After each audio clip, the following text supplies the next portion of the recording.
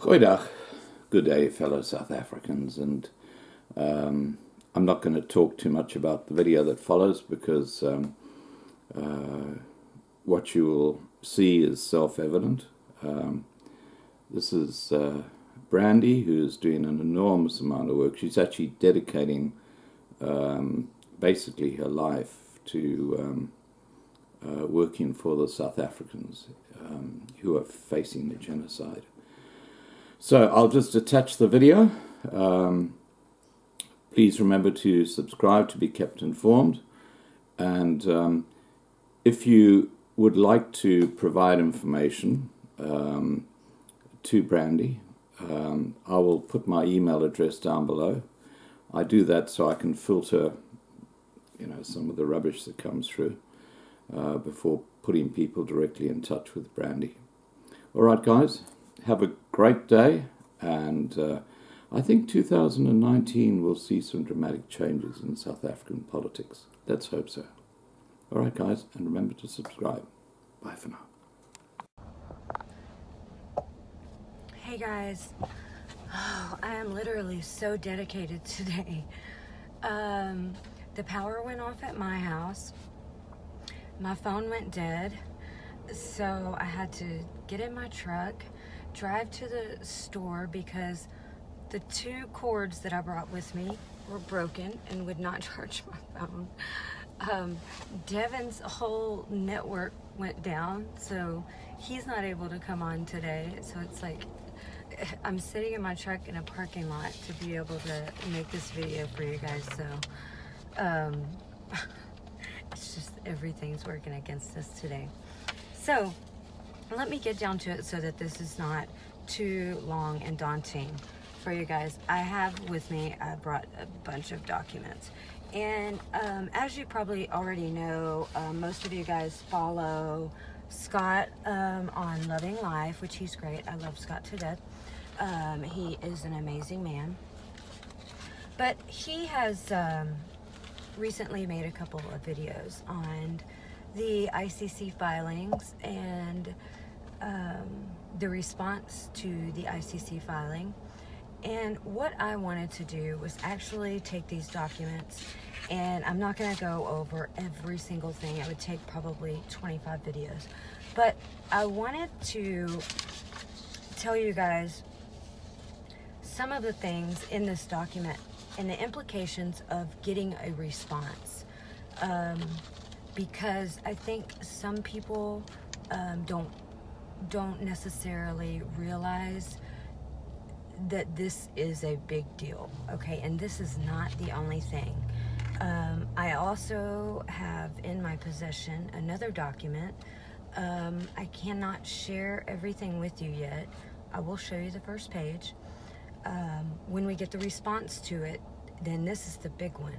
When we get the response to it, I will make it public, and I will go over it and share with you guys. But for right now, what I want to tell you is, number one, the International Criminal Court. The United States abides by, the International Criminal Court as well. So anything that is accepted by the International Criminal Court will be accepted by the United States because they have an agreement with them. So I want to let you guys know first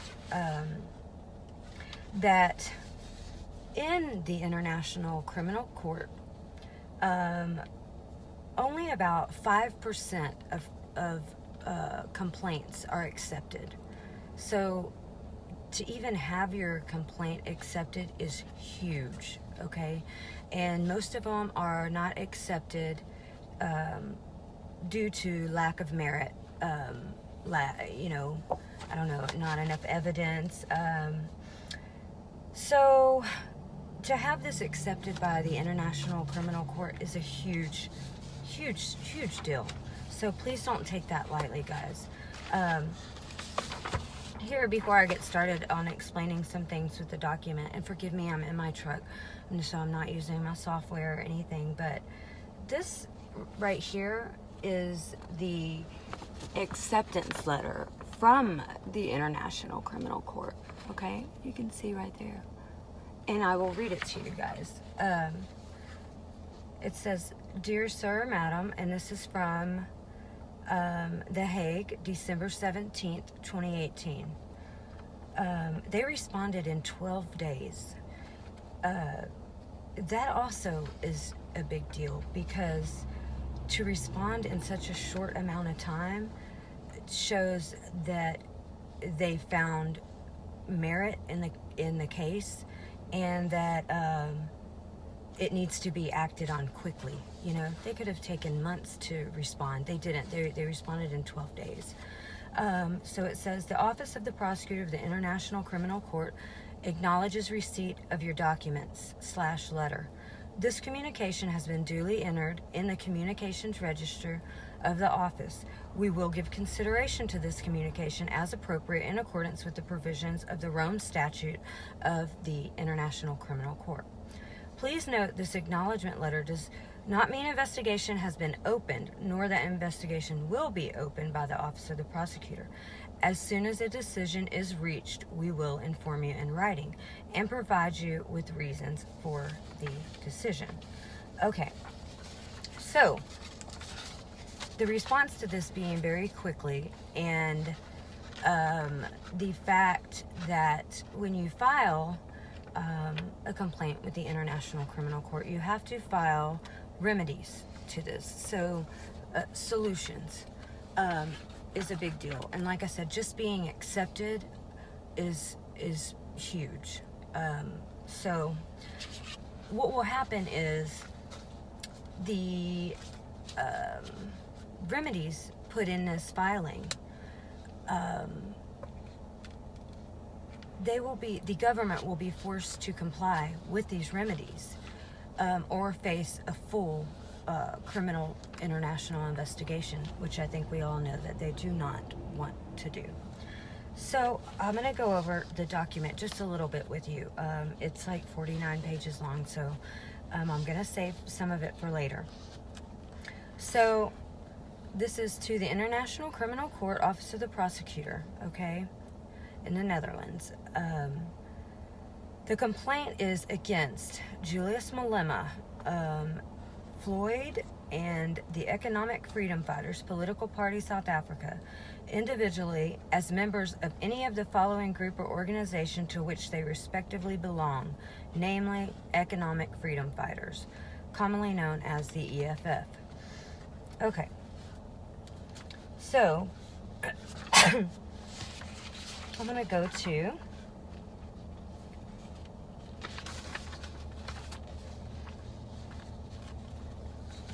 so on here is listed in Communications to International Criminal Court.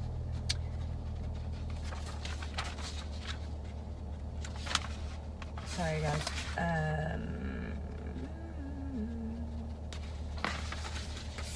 So section 13B, the Office of the Prosecutor must consider 4 factors. So I'm gonna go with I'll start with A, whether there is a reasonable basis to believe that a crime within the jurisdiction of the court has been committed. So A, whether there is reasonable basis to believe. Okay, and number 1, the Republic of South Africa is a party to the Rome Statute, and as such falls within the jurisdiction of the ICC. If this were not true, they would have never accepted this case. Okay, B, the gravity of the crimes attributed to Malema.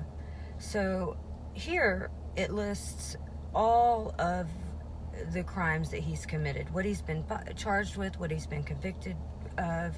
So just the first one is, Malema's been convicted of hate crimes by a court of Republic of South Africa in September 2011, of which Malema was found guilty of repeatedly singing the song "Shoot the Boer." The next page is that song. It says, the judge ruled that Malema's repeated performance of the song was derogatory, dehumanizing, and hurtful to the country's Afrikaans minority group and had no place in the new South Africa. The words to the song Shoot the Boar, which Malema has sang on many times, are as follows. Cowards are scared, shoot, shoot. And I'm saying it in English. Shoot, shoot, cowards are scared, shoot, shoot, shoot, shoot, shoot, shoot the boar. And you guys know how the rest of it goes. So I won't keep going on that. But the whole entire song is listed, even down to the dog's rape, shoot, shoot, the dog's rape, shoot the boar. It's disgusting, honestly.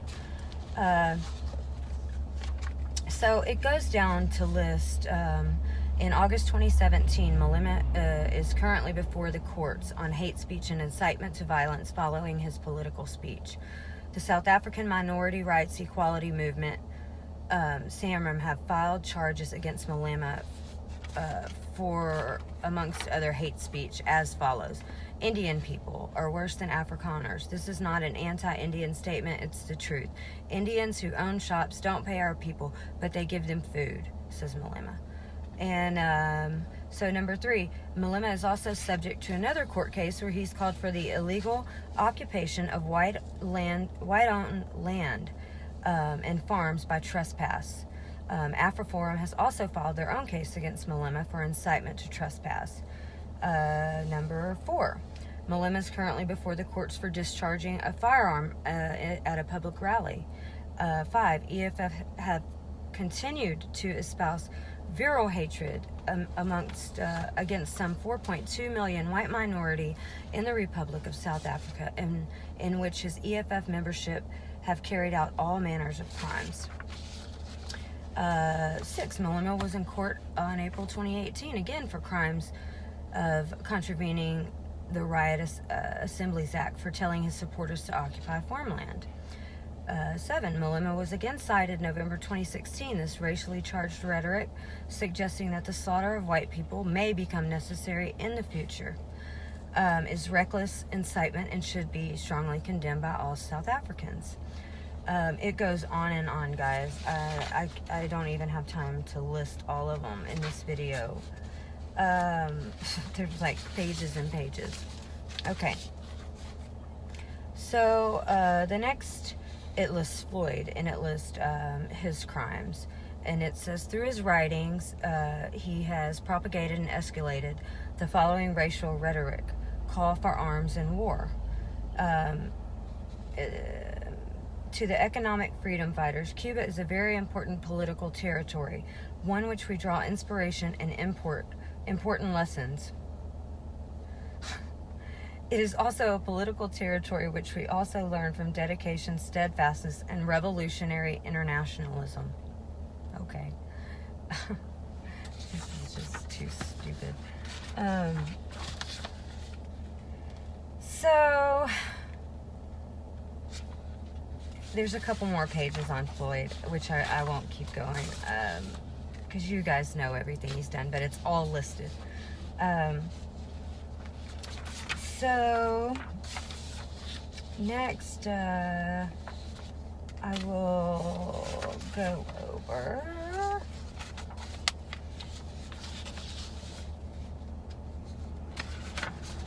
by the way, I'm having to get past all of their crimes against humanity to get to the next thing. So what I'm going to read to you next is a little bit about the Rome statute, and it's in Part D, Interests of Justice. So in Article 1, the court and International Criminal Court is hereby established. It shall be a permanent institution and shall have the power to exercise its jurisdiction over persons for the most serious crimes of international concern, as referred to in this statute, and shall be complementary to national criminal jurisdiction. The jurisdiction and functioning of the court shall be governed by the provisions of this statute. Article 5, crimes within the jurisdiction of the court. Jurisdiction of the court shall be limited to the most serious crimes of concern to the international community as a whole. The court jurisdiction in accordance with this statute with respect to the following crimes. The crime of genocide, A. B. Crimes against humanity. C. War crimes. And D. The crime of aggression. Article 6, genocide. For the purpose of this statute, genocide means any of the following acts committed with intent to destroy in whole or in part a national, ethnical, racial, or religious group, such as killing members of the group, causing serious bodily or mental harm to members of the group, deliberately inflicting on the group conditions of life calculated to bring about its physical destruction in whole or in part. Article 7, crimes against humanity. For the purpose of this statute, crimes against humanity means any of the following acts when committed as part of a widespread or systematic attack directed against any civilian population with knowledge of the attack: murder, torture, rape, sexual slavery, enforced prostitution, forced pregnancy, enforced sterilization, or any other form of sexual violence of comparable gravity. Yeah, we all know about the brutal rapes and torture. Enforced disappearance of persons. We all know that there have been people disappeared, kidnapped. The crime of apartheid. Other inhuman acts of similar character intentionally causing great suffering, serious injury to body or mental or physical health. Torture means the intentional infliction of severe pain or suffering, whether physical or mental, upon a person in the custody or under control of the accused, except that torture shall not include pain or suffering arising only from inherent or incidental to lawful sanctions. Persecution means the international and severe deprivation of fundamental rights contrary to international law by reason of the identity of the group or collectivity.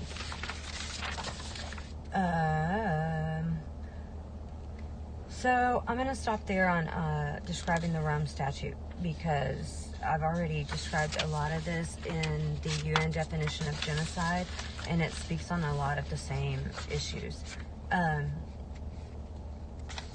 So what I'm going to go to now is, excuse me,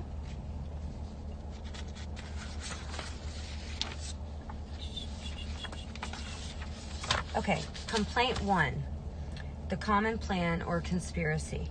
Statement of the offense. All of the defendants with divers or other persons during a period of years from 2010 participated as leaders, organizers, instigators, or accomplices in formulation or execution of a common plan or conspiracy to commit or which involved the commission of crimes against peace, racial hatred crimes, and crimes against humanity as defined in the Rome Statute and in accordance with the provisions of the Rome Statute, are individually responsible for their own acts and for all acts committed against any persons in the execution of such plan or conspiracy.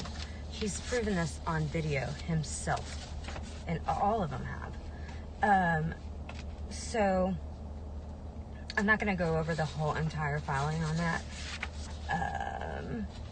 I will move on to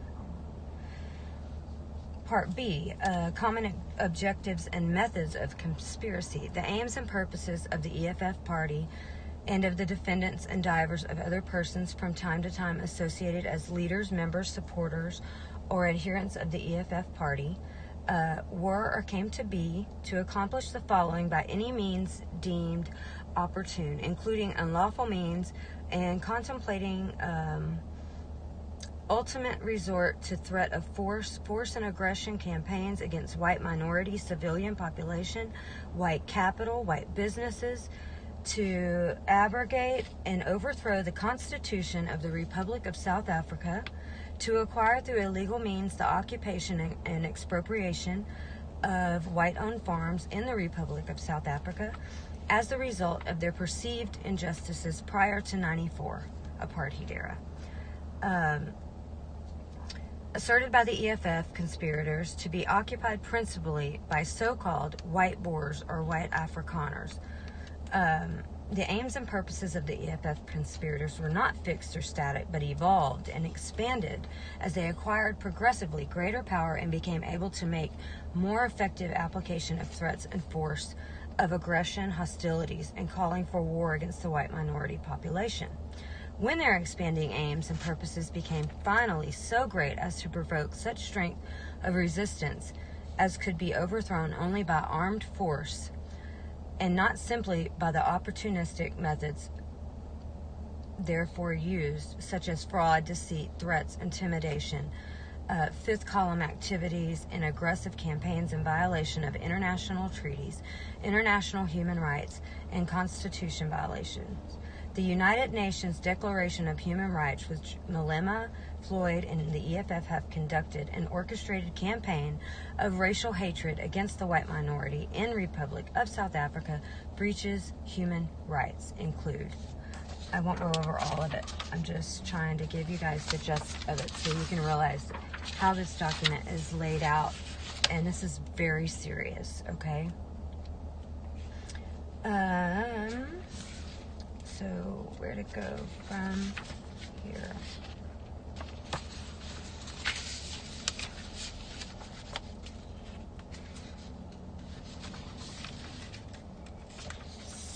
So in this document, there's a little bit of evidence provided, but there's also another 150 pages of evidence that I didn't print out. It speaks on the acquiring of control of the Republic of South Africa politically, the first steps in acquisition of control, and it lays all of this out, how they did this.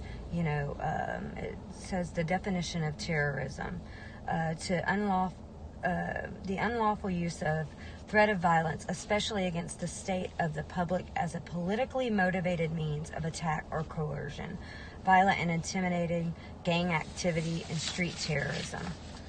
And it just goes on to explain how they have achieved this. And it shows pictures and, of course, there are videos. So number 2 in the claim is control acquired. So on July 2014, Malema becoming a member of the Justice Select Committee of the Republic of South Africa, the EFF constant rhetoric against clauses of the South African Constitution guaranteeing personal liberty, freedom of speech, of the press, of the association, and assembly. The EFF conspirators secured the passage of Malema to the JSC, giving Malema and members of his then cabinet powers. The EFF conspirators retained such powers after having changed the members of the cabinet. They caused the EFF party to be established as a paragovernmental organization with extensive and extraordinary privileges. In November 2018, Malema, in his speech to EFF supporters outside the state capture inquiry, continues to marginalize the existing framework of the political parties in South Africa. Thus possessed the machinery of the Republic of South Africa, the EFF conspirators set about the consolidation of their position of power within the Republic of South Africa, the alienation of potential internal resistance, and the placing of the EFF within the Republic of South Africa nation on an illegal armed militia group in violation of Republic of South African law. It goes on to mention many more things that they have done to come into power. It talks about just recently EFF members attacked Vodacom stores and ransacked and pillaged. It speaks on all of Malema's quotes in Section K of this form. His declared quotes from speeches. That's a couple of pages in itself. I'm trying not to make this too long, guys, because there's so much more up. I have more videos to make. Okay, so moving on, we'll go to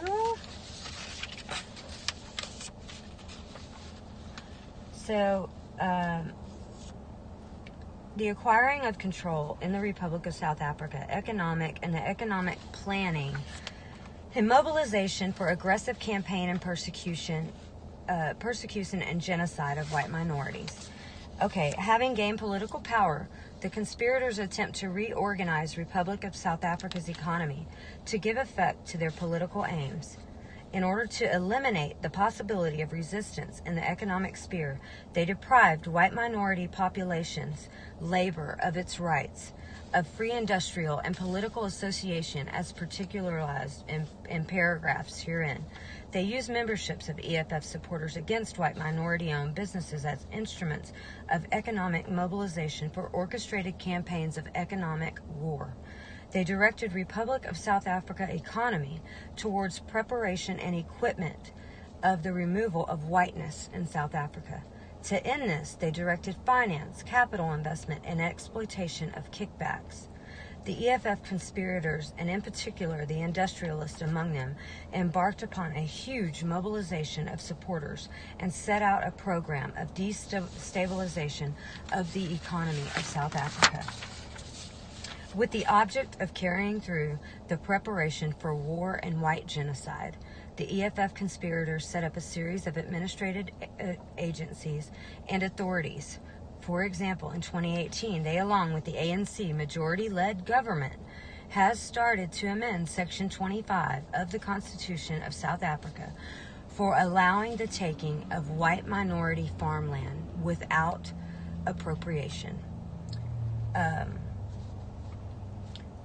Section 25, no one may be deprived of property except in terms of law of general application, and no law may permit arbitrary deprivation of property. Property may be expropriated only in terms of law of general application. I won't go over the whole thing with you because I'm sure you know your own Constitution.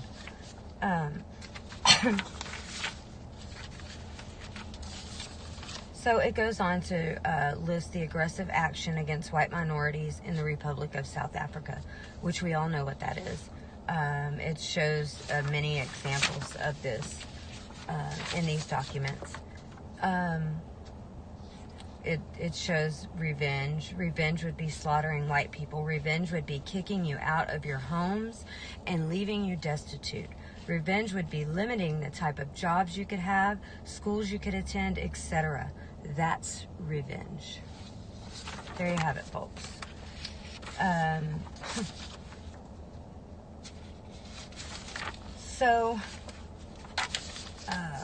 In Section G, war crimes and crimes against humanity committed in the course of executing the conspiracy for which the conspirators are responsible.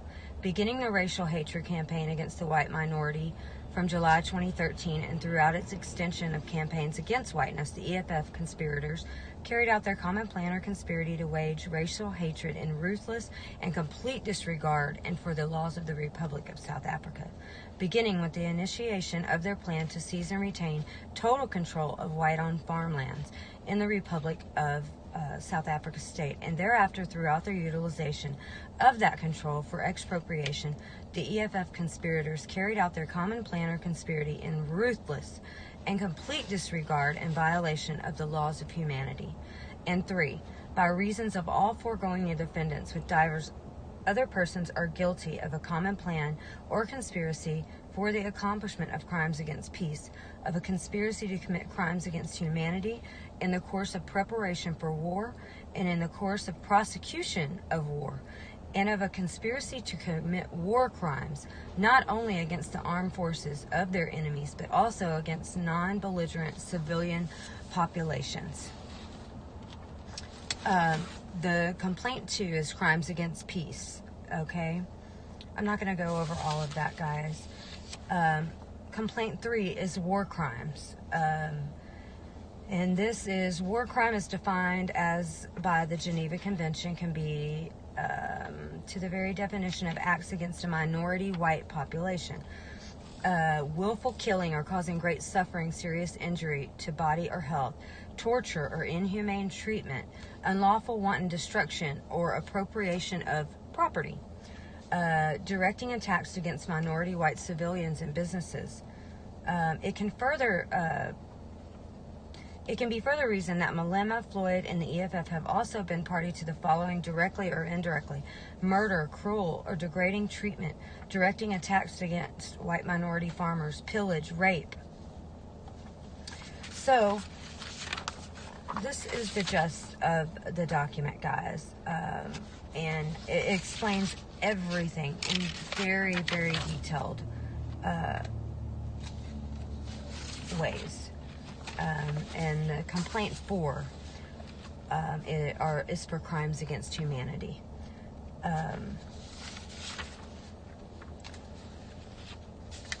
So,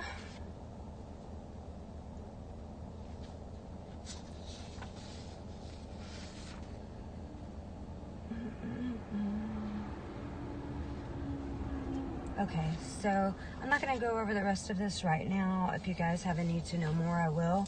So this is dated December 5th, in the year of our Lord 2018, signed. This is the day it was submitted, okay?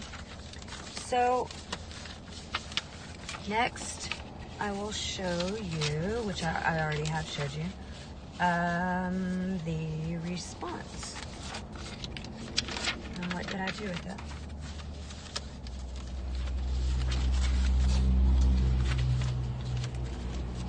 Okay, so I'm in my truck, so, oh, here it is. Okay, so they responded on the 17th, 12 days, guys. That's a big deal, okay? So I have some other documents I was going to go over with, but I don't want to make this too long and daunting. So I will just tell you that I also have a copy of a filing from the 10th. This is the document. I cannot share this with you yet, as we have not gotten a response. I will show you the first page. I don't know if you can see it or if you can read it, but it has been filed. This is the document, okay? I can't mention any more until the filing, until the response. When we get the response, and this is big, when we get the response, I will make this public. We will give you guys the information, but I am not authorized to do so at this moment. Second, after all of this, guys, and knowing that we have the December 10th document already filed, I would like you to go back and take notice of everything the government has done since December 12th. Okay, they got served with these documents. This document that I can't share with you yet. And every move they've made since December 12th, the day they were served with these documents, has been a direct effect of this filing. They're not in a very good position right now.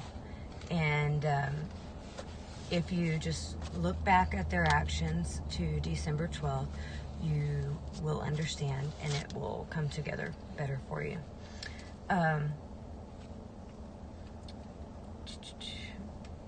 If you've noticed, Ramaphosa came out on the 12th and apologized, kind of half-assed, but he did. Where's Malema? He's been pretty quiet lately, right? Also, I have a letter with me.